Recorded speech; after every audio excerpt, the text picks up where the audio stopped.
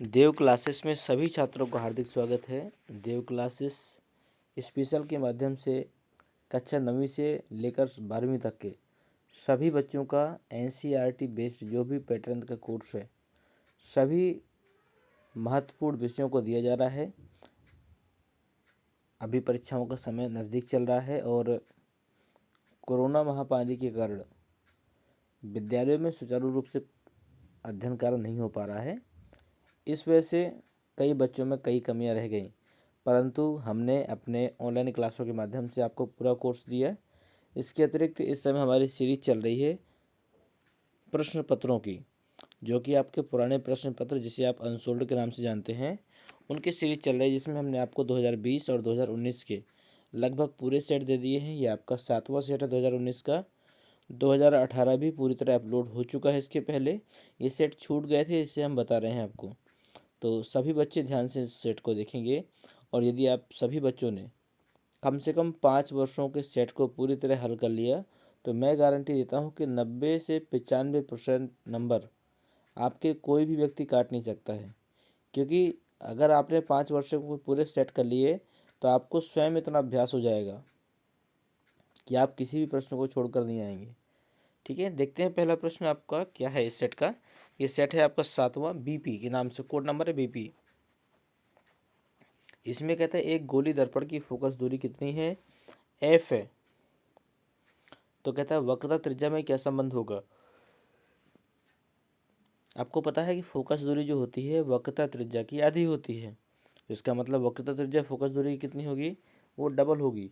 तो इसका मतलब हमारा विकल्प नंबर 2 सही है। क्योंकि इसमें क्या कहता है, इसमें कहता है वक्रता त्रिज्या फोकस दूरी की आधी होती है, इसलिए तो ये गलत हो गया। इसमें बराबर कह रहा है और इसमें 4 गुना कह रहा है।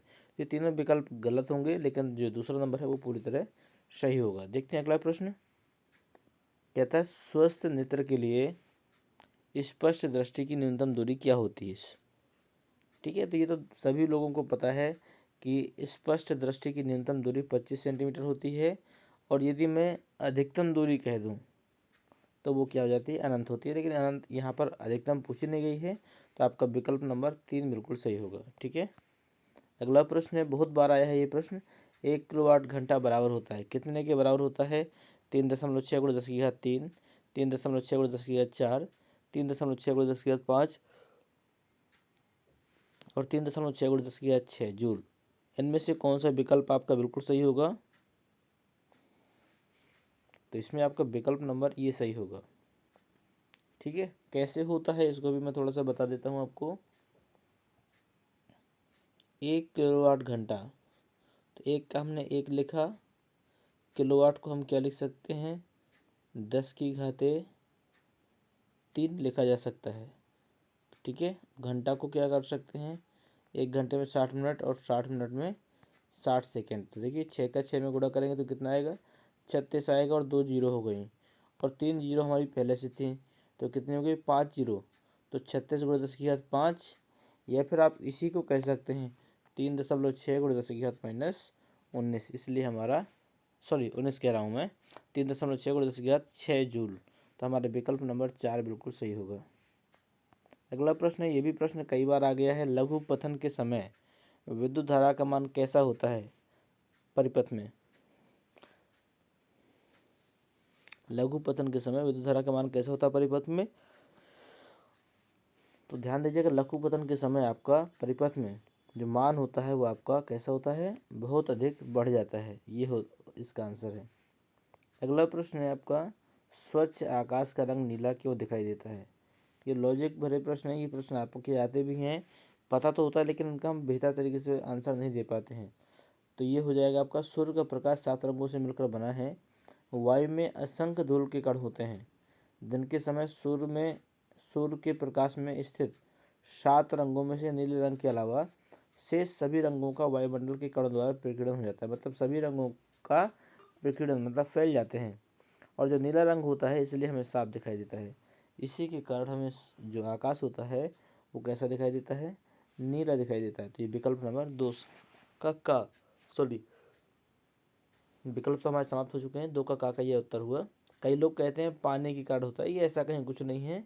साइंटिफिक भाषा में देखें तो इसका उत्तर यही होगा कि सूर्य के प्रकाश 7 रंगों से मिलकर बना होता है। वायु में असंख्य धूल के कण होते हैं और दिन के समय सूर्य के प्रकाश में स्थित 7 रंगों में से नीले रंग मतलब नीले रंग को छोड़कर और सभी जो रंग के कण होते हैं, ये तरंगे होती हैं, शेष सभी रंगों का वायुमंडल के कणों द्वारा प्रकीर्णन हो जाता है और जो रंग हमें बचता है वो होता है नीला। इसीलिए हमें आकाश कैसे दिखाई देता है? नीला दिखाई देता है। अगला प्रश्न है आपका, ये कहता है एक लेंस की क्षमता का मतलब क्या दिया गया है? पी का मान दिया गया है।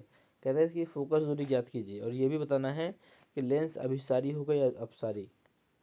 तो आपको सूत्र मालूम है, पी बराबर होता है 100/f। तो 100 की जगह 100 रखा, पी एफ की जगह हमने पी का मान रख दिया, क्योंकि हमें क्या निकालना है? फोकस दूरी। क्योंकि हम इसको पक्षांतर भी कर सकते हैं, पी बराबर 100/f होता है, तो एफ बराबर हम 100/p भी लिख सकते हैं। तो हमने यहाँ पर मान रखा और ये आ गया हमारा 50 सेंटीमीटर। ठीक है, क्योंकि ये लेंस की जो क्षमता है यह फोकस दूरी धनात्मक है, इसलिए लेंस कैसा होगा? ये लेंस होगा आपको उत्तल लेंस होगा। ये लेंस कैसा होगा? ये लेंस आपका उत्तल लेंस होगा। और उत्तल लेंस को ही हम क्या कहते हैं? अभिसारी प्रकृति का कहते हैं।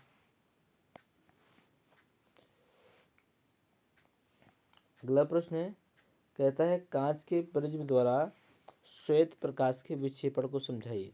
तो ध्यान दीजिएगा, इसकी परिभाषा नहीं लिखी, लेकिन मैं बताता हूँ कि जब भी किसी श्वेत प्रकाश को किसी प्रिज्म से गुजारा जाता है तो श्वेत प्रकाश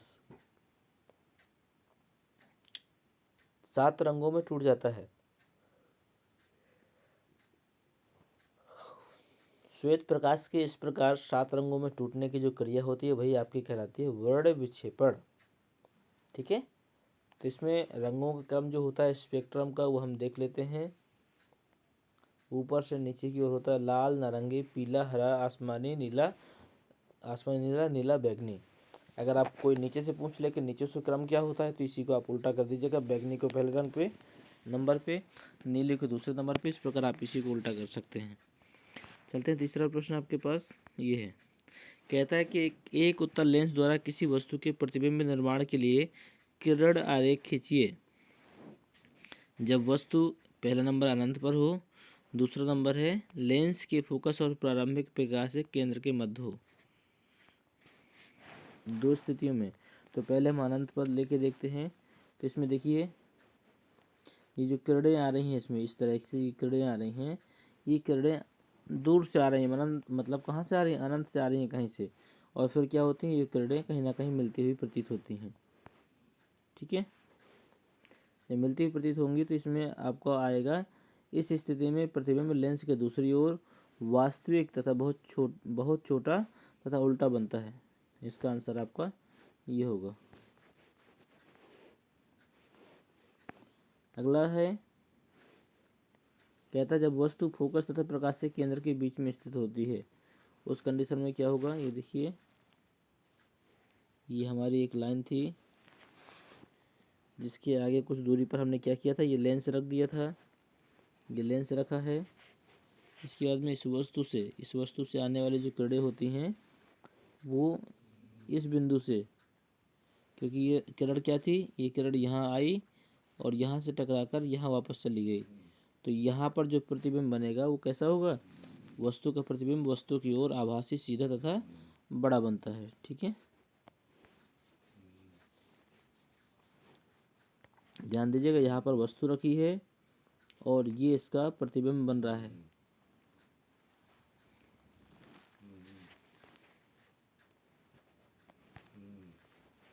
अगला प्रश्न है आपका, कहता है 5 सेंटीमीटर लंबाई की एक वस्तु को 20 सेंटीमीटर फोकस दूरी के किसी उत्तल लेंस के केंद्र से 30 सेंटीमीटर दूरी पर रखा जाता है। तो प्रतिबिंब की स्थिति आकार ज्ञात कीजिए। स्थिति तथा आकार दोनों बताने हैं आपको। तो वस्तु की लंबाई कितनी दी गई है? 5 सेंटीमीटर दी गई है। ठीक है, और ये आपकी 30 सेंटीमीटर दिया गया है स्थिति। कहता है उत्तल लेंस के केंद्र से इतनी दूरी पर वस्तु को रखा जाता है। तो ये आपका यू का मान दिया गया है।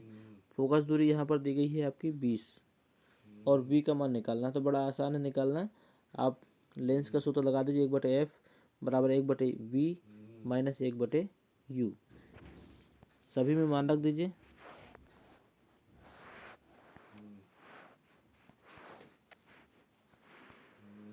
सभी का मान रख दीजिए 1/20 बराबर 1/20 माइनस 1/30। इसका जब गुणा भाग करेंगे तो आपका आएगा, ये आपका यहाँ पर प्लस हो जाएगा, यहाँ आपका प्लस हो जाएगा, यहाँ आपका प्लस हो जाएगा, यहाँ पर -30 है। तो ये आपका आ जाएगा v का मान कितना, 60 सेंटीमीटर आ जाएगा।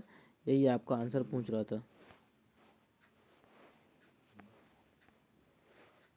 अगला प्रश्न कहता है एक चालक तार का प्रतिरोध कितना है, 10 ओम है। यदि इस तार की लंबाई को 2 गुना तथा अनुप्रस्थ काट के क्षेत्रफल का आधा कर दिया जाए तो तार का प्रतिरोध क्या होगा।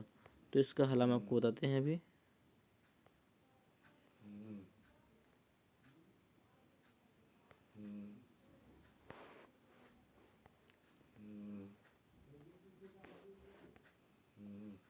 ये दिया गया है, इसको हमने अगले पेज में हल किया है। ये प्रथम शर्त इसमें कहता है कि प्रतिरोध यदि 10 ओम हो तो सूत्र आपका होता है प्रतिरोध का R = ρ×L/A, जहाँ पर रो क्या है, प्रतिरोधकता होती है। यहाँ पर हमारा मान दिया गया 10, हमने R की जगह कितना रख दिया, 10 रख दिया। ये समीकरण हमारा 1 बन जाता है।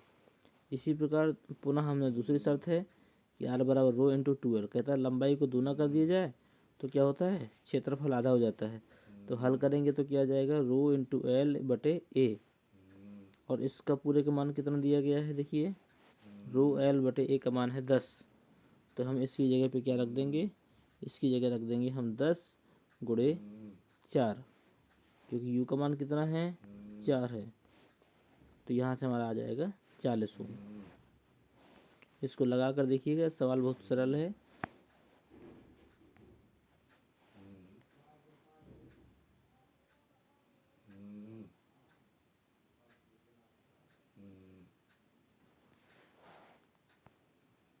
अगले में कहता है विद्युत शक्ति से क्या तात्पर्य है, इसका सूत्र क्या होगा।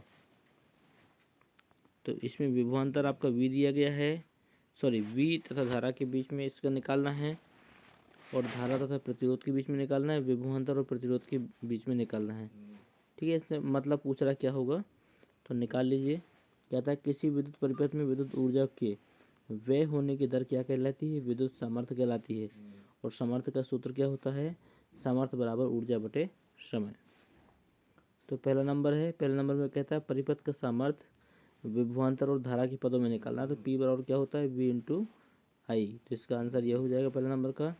दूसरे में कहता है परिपथ की सामर्थ्य और धारा में संबंध, तो P बराबर I²/R। दूसरे का आंसर ये हो जाएगा। और तीसरे में कहता है परिपथ की सामर्थ्य विभवांतर और प्रतिरोध के पदों में निकालना है, तो P बराबर V²/R। जहाँ पर P क्या है, सामर्थ्य है, V क्या है, विभवांतर है, R क्या है, प्रतिरोध है। तो ये सारी चीज़ें आपकी निकल आई।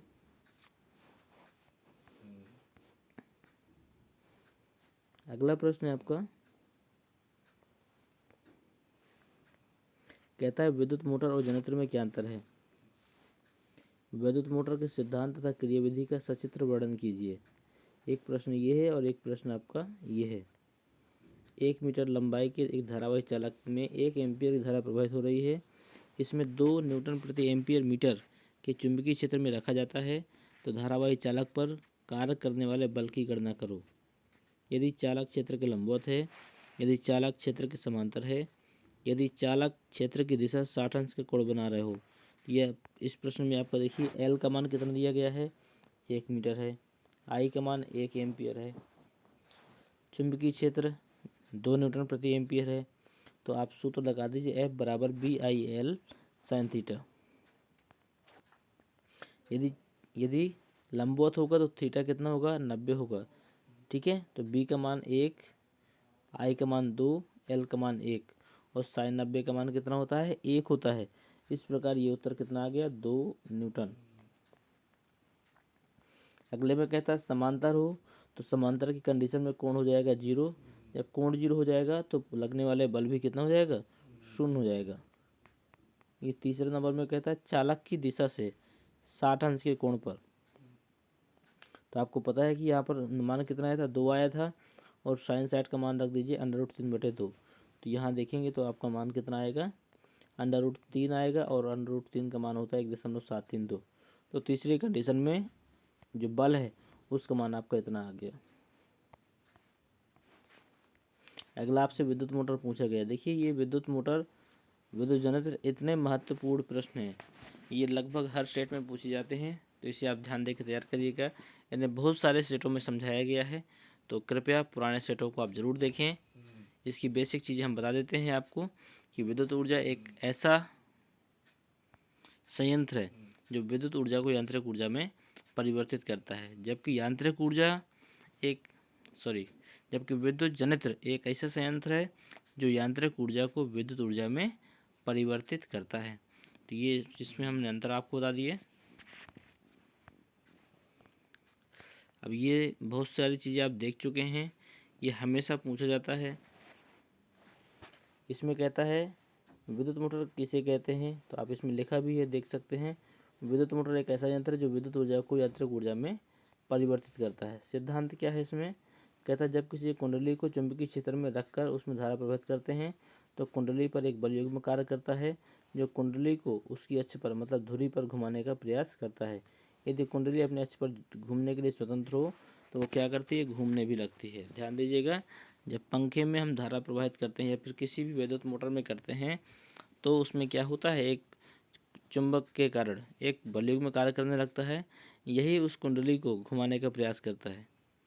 और इस प्रकार यदि कुंडली स्वतंत्र है, स्वतंत्र का मतलब यदि उसमें कोई अवरोधक नहीं लगा है, तो कुंडली क्या होती है, अपने स्थान पर घूमना स्टार्ट कर देती है।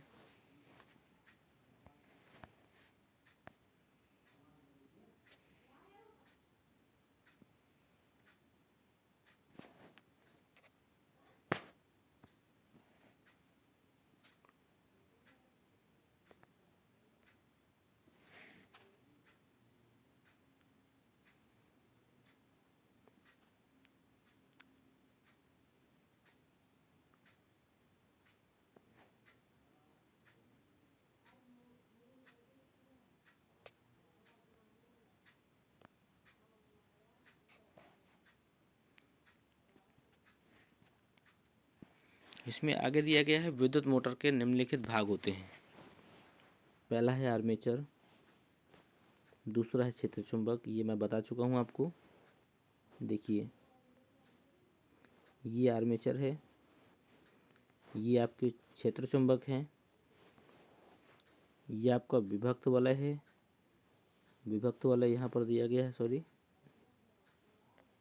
ये विभक्त वलय है, और ये आपके बुश दिए गए हैं।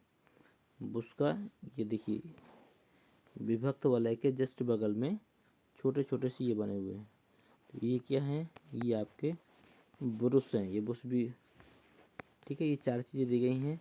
क्रियाविधि लगभग हमने सारे सेटों में समझाया है आपको, तो आप इनका स्क्रीनशॉट ले सकते हैं।